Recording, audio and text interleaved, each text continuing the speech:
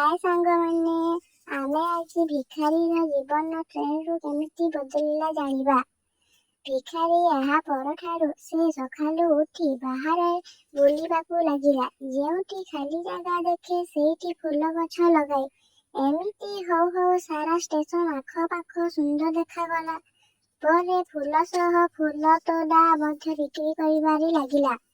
ଆଉ ଦିନେ ଧନୀ ବ୍ୟକ୍ତି ଜଣକ ସେଇ ଟ୍ରେନ୍‌ରେ ଯାଉଥିଲେ ଏବଂ ତାଙ୍କ ସାମ୍ନାରେ ସୁଟ୍ ବୁଟ୍ ପିନ୍ଧି ଏକ ବ୍ୟକ୍ତି ବସିଥିଲେ।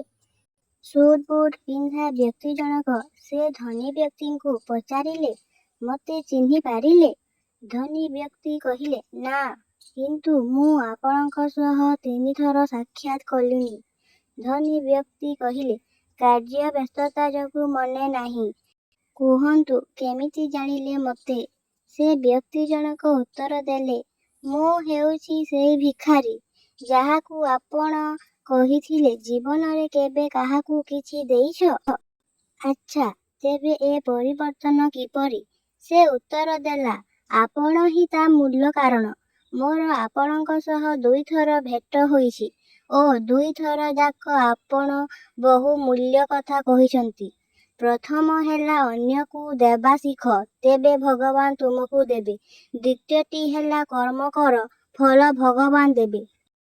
ସାଙ୍ଗମାନେ, ଗପଟି ସରିଗଲା। ଗପ କେମିତି ଲାଗିଲା କମେଣ୍ଟରେ ଲେଖି ଜଣାଇବେ। ଚ୍ୟାନେଲରେ ନୂଆ ଅଛନ୍ତି ତ ସବସ୍କ୍ରାଇବ୍, ଲାଇକ୍, ସେୟାର କରିବା ଜମାରୁ ଭୁଲିବେନି। ଭିଡ଼ିଓକୁ ଶେଷ ପର୍ଯ୍ୟନ୍ତ ଦେଖିଥିବାରୁ ଧନ୍ୟବାଦ।